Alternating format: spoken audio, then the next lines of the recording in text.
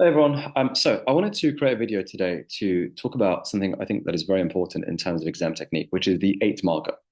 For those of you that have been taught by me before, come to one of my courses, you will recognize the fact that I always talk about the eight marker as the killer question. Not because it's difficult. It's the killer question because often kids write so much more than they needed to. And even if you get full marks at that point, it is so meaningless if it means that now you're running out of time for the 10, 12, 15, and 25 marker because you're going to do terribly. So I need you guys to recognize a few things, and I'm going to make it a lot clearer through a variety of past paper questions. We're going to walk through eight markers. I'm going to try and make it clear how simple this is. Firstly, the eight marker is the final question in your exam where it is non-subjective. What does that mean? That means that it is not based on the extent and depth of your response. It's not about the chains of reasoning. It's essentially like right and wrong. It's just a series of almost bullet points. And always the eight marker is broken down for Edexcel in the following way. There are two knowledge marks, two application marks, two analysis marks. That is six, what we call KAA, and there are two evaluation marks. Let's go through a couple of questions, and I want to show you how simple this is, and you should be getting 8 out of 8 in less than 8 minutes. You should not allow yourself to exceed more than maximum 9-10 minutes. Right, I'm going to work through a variety of papers to clarify why this is so straightforward. Let's start with paper 3, October 2020, okay? So paper 3, October 2020, is a question about Turkey, and it says the following. So let's zoom in. Examine two reasons why the Turkish government may want to avoid a significant fall in the exchange rate of the Turkish lira. Now, it's a very good idea at this point to pause the video, read the extract, and actually attempt yourself, or at least bullet point your kind of two reasons. But I'm going to just tell you guys the answer. Now, from the data, one of the things it talked about is the fact that Turkey is highly indebted in foreign currency. So if I explain it in terms of theory, imagine that you owe $100, and let's assume hypothetically that at the moment, 1 lira is equal to $1. How many lira do I need to pay off my debts? Well, I need 100 lira. If suddenly the lira depreciates majorly in value, which is what the questions say, that would mean that 1 lira is, let's say, half a dollar. That same £100 or $100 that I owe is now worth double the amount. Right, so we now know what our first point is going to be, but what I want us to do is to be able to do this in 3, 4 maximum sentences. The topic sentence will be something like this. One reason why the Turkish government may want to avoid a significant fall in the Turkish lira or depreciation of the lira is that it would increase the real value of their debt. That's the topic sentence, yeah? Now, what is that? In the exam, I need you guys to almost be ticking it off mentally. You go, that's my knowledge mark. I got one knowledge mark because I just gave them what the answer is. As soon as possible, I want you to now apply it to the data. So if I just show you quickly the data, it's a very easy quote, which is right here. You go, according to extract A, here we go. Turkey is highly indebted in foreign currency. That's your quote.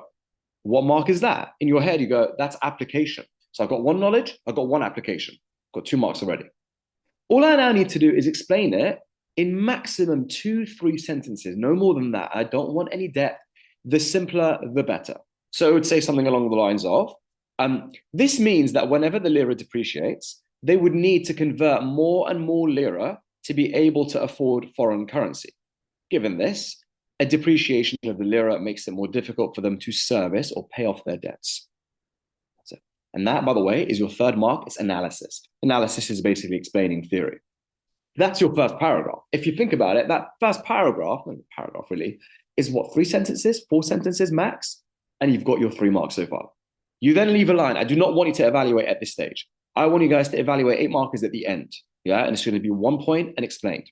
Right, the next thing that we could talk about in terms of why it's a problem for them is just in terms of, again, theory. If I have a sharp depreciation of my currency, the reason why that's really bad is you can always assume that your firms in your economy import some of their raw materials. Almost no matter where you are in the world, your firms are realistically going to need to import some of their raw materials, right? So if I am importing my raw materials and suddenly my currency is very weak, do you guys agree that that makes my imports more expensive? Now, if my imports become more expensive, my costs of production go up.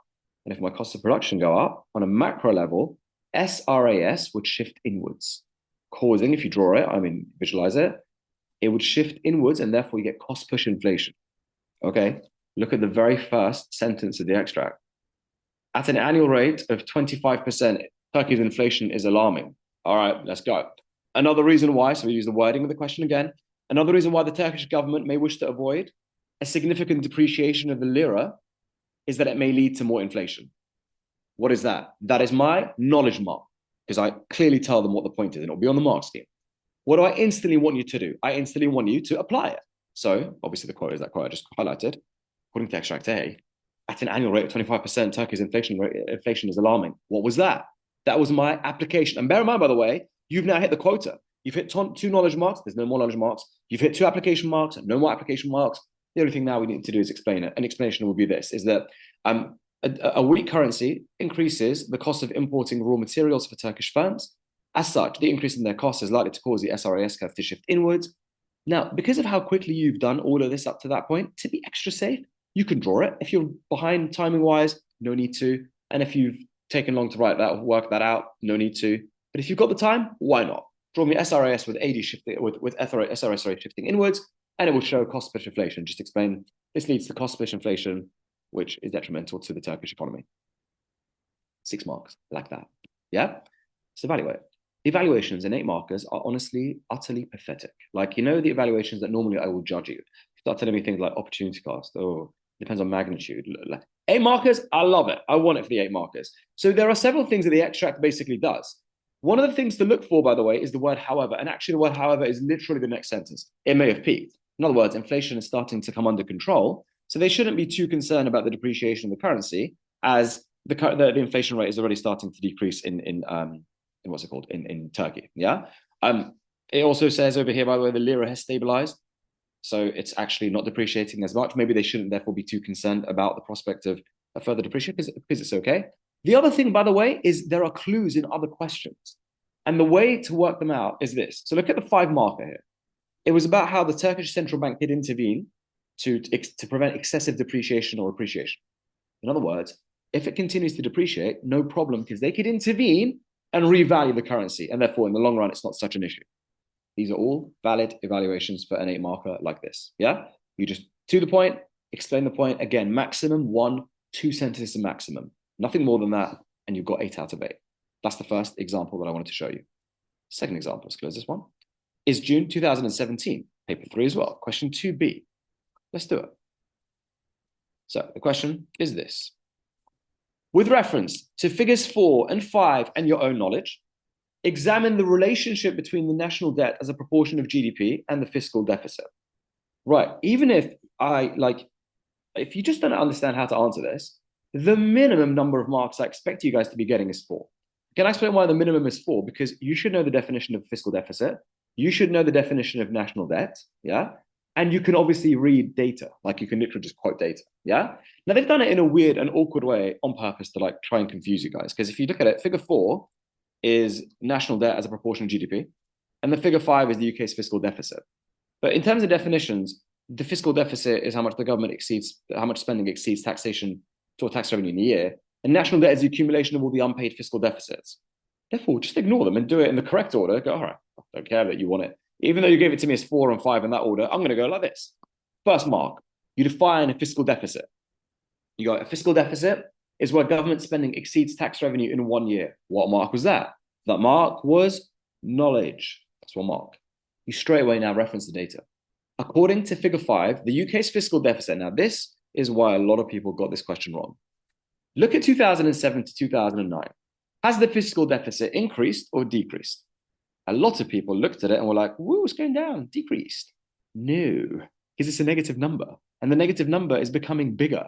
The deficit increases. You quote, according to figure 5, the UK's fiscal deficit increased from approximately £40 billion in 2007 to 158 billion in 2009. By the way, that's math. It's the financial crash, yeah? What mark is that? That's application. Now, normally, the third sentence here is going to be the analysis. But in this question, because it's a relationship question, we need to reference the other thing, define and reference, and then the 2 marks that you gain is just answer by explaining what the relationship is. So now you leave a line, and it's literally 2 sentences. You now leave a line, and you now define national debt. You go, national debt is the accumulation of all the unpaid fiscal deficits up to that point in time. That is your second knowledge mark you defined. The next thing you do, obviously, is get your second application mark. You go, and by the way, it makes sense because you were doing a kind of correlation question here to do the same time frame. So you're going to go between 2007 and 2009.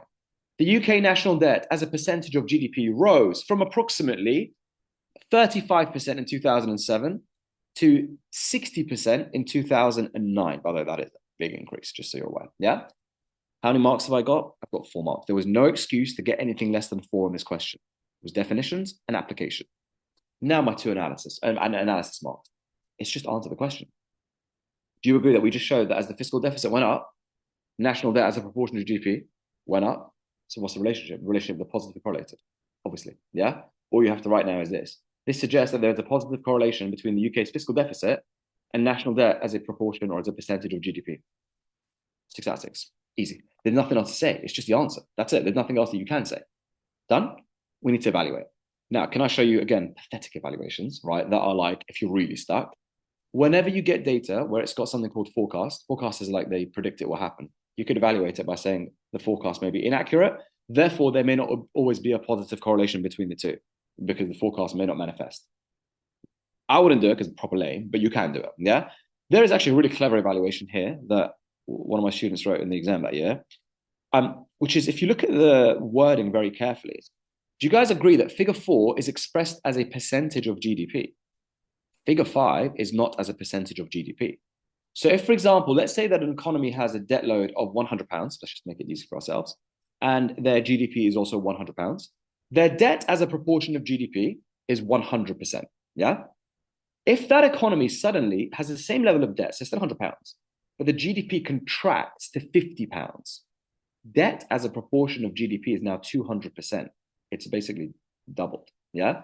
In other words, they may not always correlate because of the fact that one figure is expressed as a proportion of GDP, so it's going to be affected by changes to GDP directly, whereas the other one is not as a proportion of GDP or a percentage of GDP. That's quite a clever eval for this one, yeah? All right, hopefully you guys are starting to realize how easy A markers are. Let's do another one. This is June 2017, paper 2. A marker says this. Sorry, 2017, I think. I don't know if this is 2018. 2017, paper 2. With reference to the information provided in your own knowledge, examine 2 factors which might explain the change in the rate of Eurozone inflation as shown in figure 2. Right, what I would do is this. I look at figure 2 straight away. And figure 2, where is figure 2? Here it is. What's happening to their inflation rate? Well, they are experiencing, it's a deflation, careful, it's not deflation because it's not gone below 0. They're experiencing disinflation. We haven't read the data yet. Watch this. You should already know the answer or what you're looking for instantly without even reading data. Because disinflation in an economy can only happen if one of 2 things are happening or both. Either AD must be shifting, which way? Draw it if you're not sure. It has to be shifting inwards for there to be disinflation. Or SRAS, could also be LRS, but more likely SRAS, is shifting outwards. All I therefore look for is any of the factors that cause SRAS to shift out or AD to shift in. Yeah? Now, I'll get you guys to do this. I'll give you a range of different things that it could have been that you can look for. But again, remember, you go, here's my point, here's my evidence, here's my explanation. Yeah, I'll do one of the paragraph. One of them might be oil prices going down. Yeah, so it could be something along the lines of what's the wording of the question? One factor which might explain disinflation or disinflation in the Eurozone is lower oil prices. Knowledge mark. Quote from the data. I think it does say something about energy prices decreasing. I can't remember, but I'll have a read of it later. That's your application mark, and now you explain it. A decrease in oil prices decreases the cost of production for firms in the Eurozone, and thus the SRAS curve is likely to shift outwards. If you have time, draw it. You probably have time because you can write all that with less than 3 minutes easily. Draw it, shift out the SRAS curve, and it shows disinflation. Yeah? Do the same thing for the second analysis, and then you evaluate. And by the way, again, remember that there are clues in the extract and in the questions as to why this might be temporary, as to what an evaluation is. Look at the 12 marker. The 12 marker is this. Discuss the likely success of the ECB's quantitative easing program in moving Eurozone inflation closer to the central bank ceiling of 2%. The extract, and obviously there's a question because 12 marker, is they're adopting quantitative easing. If you don't know what that is, you really need to go watch my video on YouTube of what quantitative easing is so that it makes sense to you. But the whole point of quantitative easing is that hopefully commercial banks start to lend more money, and therefore if they lend more money, AD will shift out. If AD shifts out, do you guys agree you get demand for inflation? So this again might be temporary. The disinflation that they're experiencing may just be a temporary thing, and then eventually inflation might start to go up again. Got one more A marker to do with you guys, and then hopefully that is really, really clear. And it is from June 2019, paper 1, so a micro one. With reference to extract B, examine the likely benefits to consumers of the integration between EE sorry, between BT and EE, 8 marks. The thing about these questions, by the way, is that sometimes they're tempting you to write a lot more than you need to. Yeah. So if this was a 15 marker, we'd be hugging the examiner. We like the invigilator is walking by. I'm like, oh, thank you. This is a great question. 25 marker even. It's an amazing question. But it's an 8 marker. So remember, it's an 8 marker. Don't go overboard. Knowledge, application, analysis. Yeah. So I'll just do one of the paragraphs, and then again, you guys can practice about this by yourself. It could be something along the lines of one likely benefit to consumers of the integration between BT and EE is higher quality. And then you talk about how the quote, and again, the clue is another question. Look at the 12 marker. Profits are going to go up due to the merger. These profits, so that's the quote, these profits can be invested into the latest technology and into R&D. This increased dynamic efficiency and is highly beneficial to consumers, and they may gain access to higher quality service. Easy. Make sense? Another benefit you could have talked about is potentially lower prices because they can tap into economies of scale that could be passed on to the consumers in the form of lower prices, whatever. Yeah, all of that. And then the evaluation is obviously exploitation of consumers. Like the merger decreases kind of contestability. It also makes it so that the barriers to entry are higher. But anyways, in very simple terms, we could say that the merger makes the market more concentrated. This means that consumers have less choice, and the prices that they therefore face are likely to go. How easy is that? 8 out of 8. And now hopefully you understand how to navigate your way through 8 markers in your exam.